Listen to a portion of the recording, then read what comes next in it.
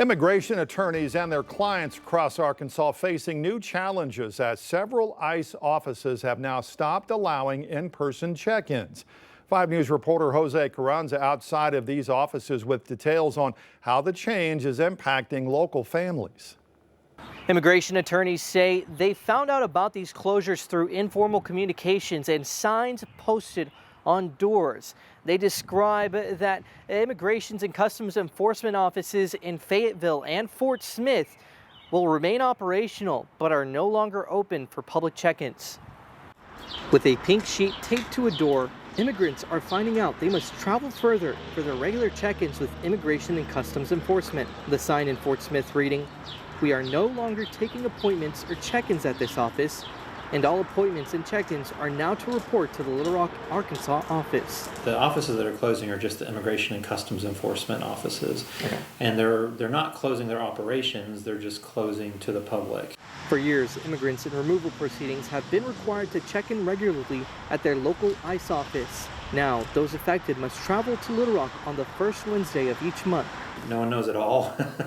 I've not been provided with any context. To my knowledge, none of my colleagues, and we speak on a fairly regular basis, have been given an explanation as to why this is happening. Immigration attorney Nathan Bogart says he is concerned about the impact this change will have on his clients, many of whom now face hours of travel for routine check-ins. Depending on where you live, it could be 2 to 3 hours to get to Little Rock.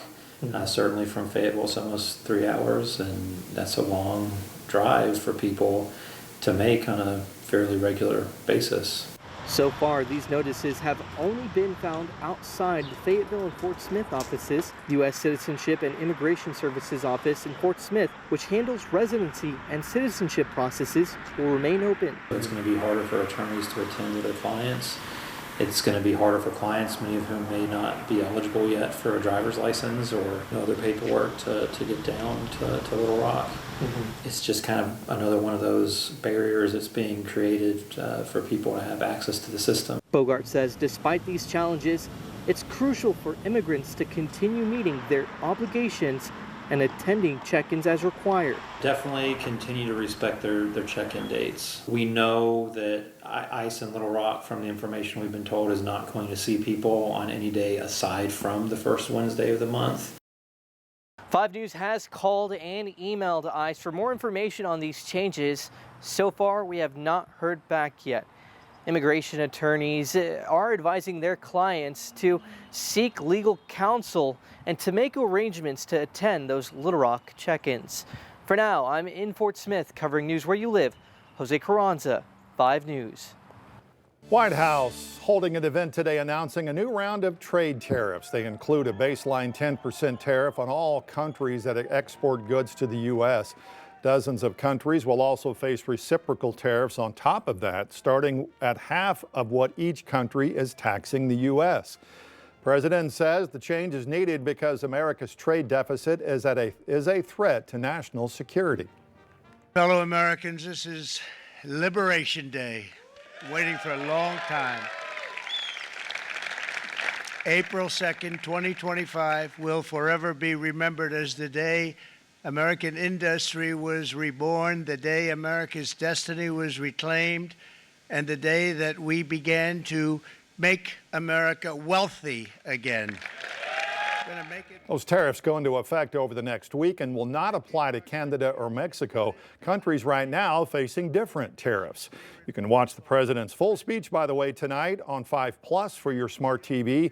We'll air it in its entirety right after tonight's edition of your 5 News at 6. Rapid growth and change in Northwest Arkansas has 2 groups trying to get in front of any water issues right now, like quality and conservation. Beaver Watershed Alliance and the Illinois River Watershed Partnership joining efforts for area water needs. The technique they plan to use is called smart growth that combines different tools to preserve clean water in Northwest Arkansas.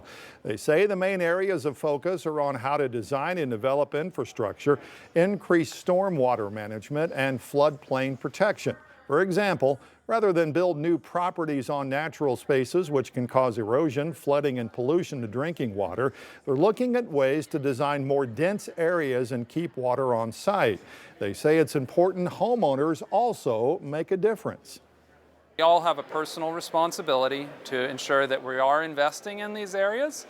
You can support your city councils or your quorum court members who are actively working to make Northwest Arkansas a great place, continue to maintain it as a great place to live, and invest in those areas. There are specific practices low impact development practices that you can do, whether it be putting in a rain garden or a bioswale. Both the Beaver Watershed Alliance and Illinois River Watershed, great resources, by the way, to help you get started on that journey. City of Fayetteville adding new jobs related to managing storm water runoff and flooding. City Council approving the hiring of 9 new positions during this week's meeting.